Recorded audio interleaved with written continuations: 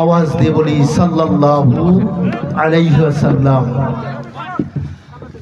ভাই দরুদ পড়া ওয়াজিব, সকলেই বলুন সাল্লাল্লাহু আলাইহি ওয়াসাল্লাম। আর একবার একটু আওয়াজ দিয়ে জোরে সোরে বলুন সাল্লাল্লাহু আলাইহি ওয়াসাল্লাম। উপস্থিতি শ্রদ্ধেয় মহতারাম, আপনারা সকলেই কেমন আছেন? আলহামদুলিল্লাহ। আর একবার প্রশংসা আদায় করি যে আল্লাহ তাআলা এ যাবৎ পর্যন্ত এখন পর্যন্ত আমাদেরকে সুস্থতা রেখে দিয়েছেন, সুস্থতা রেখে উক্ত মাহফিলে এসে বসার মতো তৌফিক দান করেছেন। সকলে আর একবার বলুন আলহামদুলিল্লাহ। ভাইরা আমার, আমরা মাহফিলে এসেছি, কিসের মাহফিল একটু প্রশ্ন করলাম? কোরআনের মাহফিল। কোন জায়গায় এসেছি? চকতুলি মসজিদ। চকতুলি মসজিদের উদ্দেশ্যে কোরআনের মাহফিল। কথা ঠিক কিনা বলেন? আচ্ছা, মসজিদটা কার ঘর? ভালো করে বুঝবেন আর বলবেন। মসজিদটা, আমি কয়েকটা প্রশ্ন করব, এই জন্যই করব আপনাদেরকে একটু সতেজ বা সজাগ রাখার জন্য। মসজিদ কার ঘর? আল্লাহর ঘর। আমরা আল্লাহর ঘরে আসতে পেরেছি। আল্লাহর ঘরে কোরআনটা কার কিতাব? আল্লাহর ঘর, আল্লাহর কোরআনটাও আল্লাহর। মারহাবা বলুন। এখানে এই পর্যন্তই থাক। প্রাক্তন এমপি মহোদয় তিনি এসেছিলেন, আমরা তার জন্য একটু খাস করে দোয়া করি। আল্লাহুম্মা আমিন।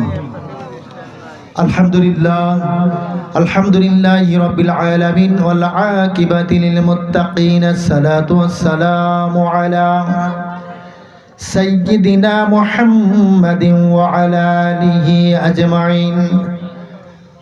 রব্বুল আলামিন, হায় আল্লাহ, তোমার বান্দা দীর্ঘদিন পর্যন্ত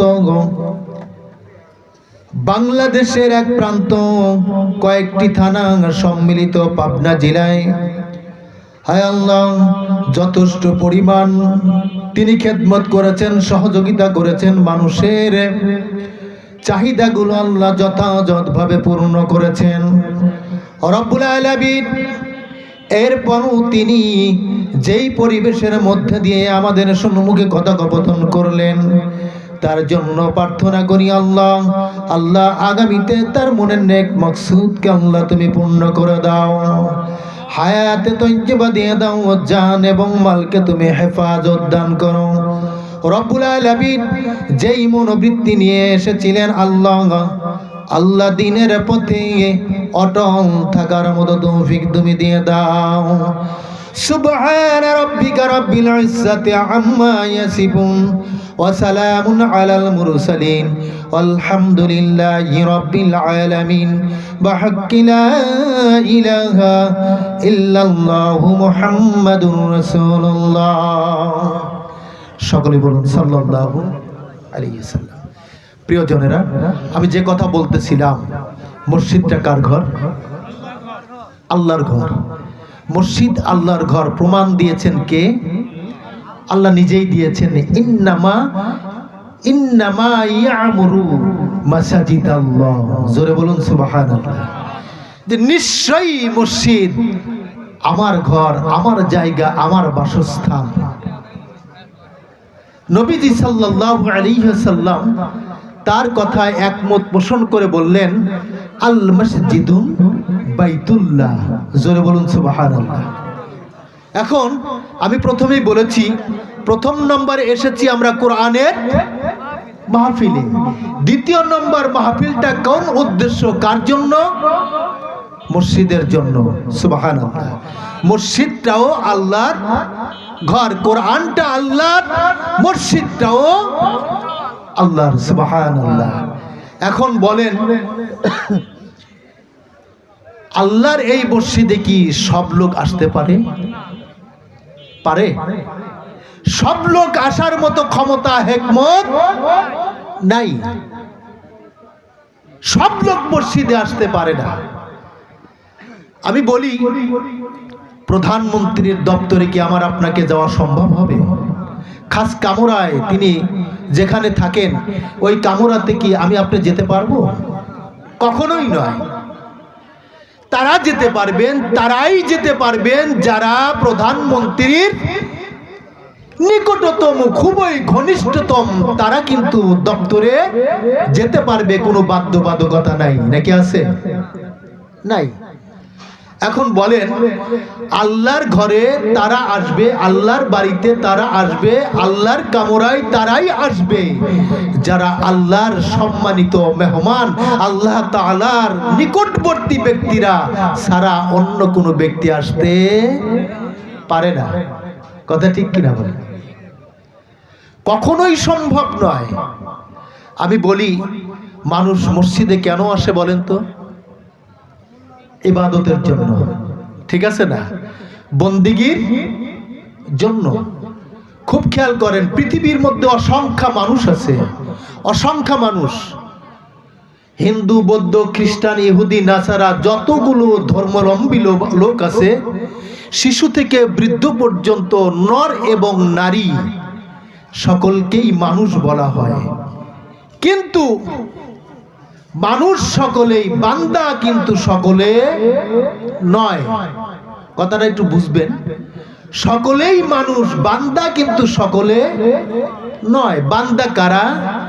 যারা বন্দিগি করে তারাই বান্দায় রূপান্তরিত হয়। জোরে বলুন সুবহানাল্লাহ। বন্দিগি না করলে কখনোই সে বান্দা হতে পারে না। বান্দা তিনি যিনি বন্দিগি করেন। এখন বলেন, মসজিদে কি সব লোক আসতে পারে? আসতে পারে? বন্দিগি যিনি করবেন না তিনি কি মসজিদে আসেন? কখনোই নয়। কোন সময়ের জন্য আসতে পারে না, আসেও না। এখন একটা প্রশ্ন বা একটা মিসাল, সেটা হলো, যেমন মসজিদে যারা নামাজ পড়ে ওদেরকে নামাজি বলে, নামাজি বলে না, নামাজি কিংবা মুসল্লি বলে। যিনি মাস্টার শিক্ষকতা করে তিনি মাস্টার, তার নাম হয় মাস্টার। যিনি ড্রাইভিং করে তিনার নাম হয় কি? ড্রাইভার।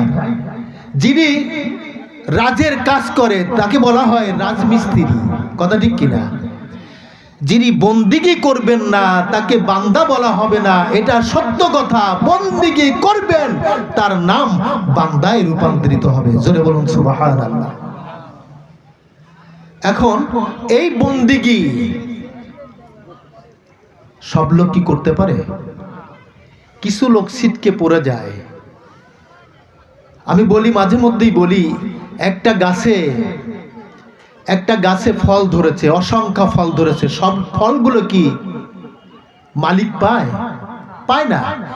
কিছু ফল আছে পোকামাকড়ে খেয়ে ফেলে, কিছু ফল আছে ছেলে মেয়েদের ঢিলানিতে পিটানিতে নষ্ট হয়ে যায়, কিছু ফল আছে পোকামাকড়ে খেয়ে ফেলে, কিছু ফল এমনি এমনি পচন ধরে পড়ে যায়, কিছু ফল ঝড় সাপটে পড়ে যায়, আর কিছু ফল আছে মুনিবের বাড়িতে পৌঁছে যায়।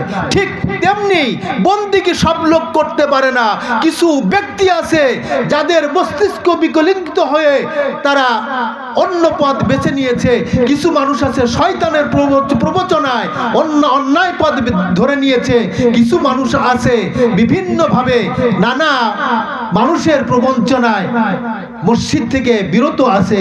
কিছু মানুষ আছে আল্লাহ তাআলা তাদের বাছাই করে মসজিদমুখী করে দেয়। সুবহানাল্লাহ। অসংখ্য মানুষ কিন্তু এই মাহফিলে এসেছে। কথা ঠিক কিনা? অসংখ্য মানুষ। সব লোক কি মাহফিলের সওয়াব অর্জন করতে পারবে? পারবে? কখনোই পারবে না। তারাই অর্জন করতে সক্ষম, তারাই অর্জন করতে সক্ষম যারা আজকে মুহূর্তের মধ্যে সামিয়ানার ভিতরে বসেছে।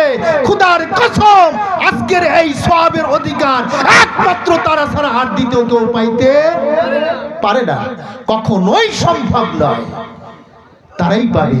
আল্লাহ তো নিজে বলেছেন, মানুষ সকলেই কিন্তু বান্দা সকলে হতে পারে না। কি বললেন আল্লাহ তাআলা? আল্লাহ বলেছেন, লাহুম কুলুবুল লা ইয়াফকাহুনা বিহা ওয়া লাহুম আ'য়ুনুল লা ইবসিরুনা বিহা ওয়া লাহুম আযানুল লা ইয়াসমাউনা বিহা উলাইকা কাল আনআমি বাল হুম আদাল উলাইকা হুমুল গাফিলুন। জোরে বলুন সুবহানাল্লাহ। আল্লাহ রাব্বুল আলামিন বললেন, পৃথিবীর মধ্যে অনেক মানুষ আছে কিন্তু মানুষদের মধ্যে বান্দা সকলেই নয়, বান্দা সকলেই নয়। বান্দা তারা যারা বন্দিগি রূপান্তরিত করেছে, বন্দিগি করেছে। ও ভাই, যারা বান্দা, যারা ইবাদত করেছে তারা বান্দা, যারা বন্দিগি করেছে তারা বান্দা। এই বান্দাদেরকে আল্লাহ রাব্বুল আলামিন সুসংবাদ দিয়ে দিলেন, ওয়াবাশশিরিল্লাযীনা আমানু ওয়া আমিলুস সালিহাতি আন্না লাহুম জান্নাত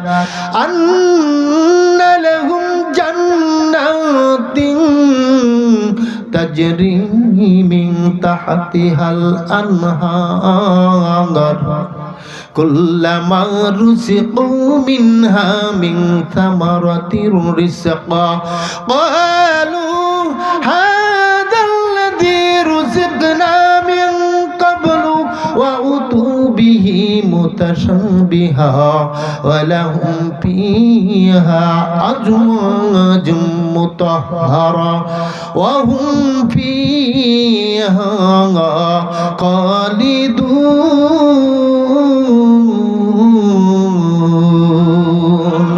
ভাইরা আমার, বন্ধুরা আমার, আল্লাহ তাআলা বললেন, ওয়াবাশশিরিল্লাযীনা আমানু, ও ঈমানদারেরা তোমরা শুনে নাও, ও ইবাদতকারীরা তোমরা শুনে নাও, ও বন্দেগীকারীরা তোমরা শুনে নাও। আমি আল্লাহ তাআলা বললাম, নিশ্চয়ই তোমাদের জন্য বিশাল আকারে জান্নাত তৈরি করে দিয়েছি। বলুন সুবহানাল্লাহ। ভাইরা আমার, বন্ধুরা আমার, একটু খেয়াল করুন, সব লোক কি জান্নাতে যেতে পারবে রে ভাই? যেতে পারবে? এই ক্ষমতা কি কারোর আছে? সব লোক যেতে পারবে না, পারবে না। জান্নাতে তো তারাই যাবে যারা দুনিয়ার মধ্যে থেকে আল্লাহ তাআলাকে বেছে নিয়েছে, যারা আল্লাহর গোলামি করেছে, যারা শরীয়ত সম্মত জীবন পরিচালনা করেছে, যারা শরীয়ত সম্মত ভাবে জীবনটা অতিবাহিত করে। কথা ঠিক কিনা? ভাইরা আমার, শরীয়তের কথা আসলো। ও ভাই, কত মানুষ আছে শরীয়তকে, শরীয়তের আইন কানুন বিধান বিশ্বাস করে না? আছে না? কথা কয় না? আছে। যারা শরীয়তের বিধান, শরীয়তের আইনকে বিশ্বাস করে না, এদেরকে কি মুসলমান বলা যাবে? কথা ভালো করে বুঝবেন। শরীয়ত কার হুকুম? আল্লাহ তাআলার হুকুম। আল্লাহকে বিশ্বাস করি, আল্লাহর আইন মানি না। আল্লাহকে বিশ্বাস করেছি অথচ আল্লাহর আইন মানলাম না। আপনি কি মুসলমান? অবশ্যই আপনি মুসলমান থেকে খারিজ হয়ে গেলেন। আল্লাহ রাব্বুল আলামিন বলেছেন, ওয়ামিনান নাসি মান ইয়াকুলু আমান্না বিল্লাহি ওয়া বিল ইয়াউমিল আখির ওয়া মা হুম বিমুমিনিন।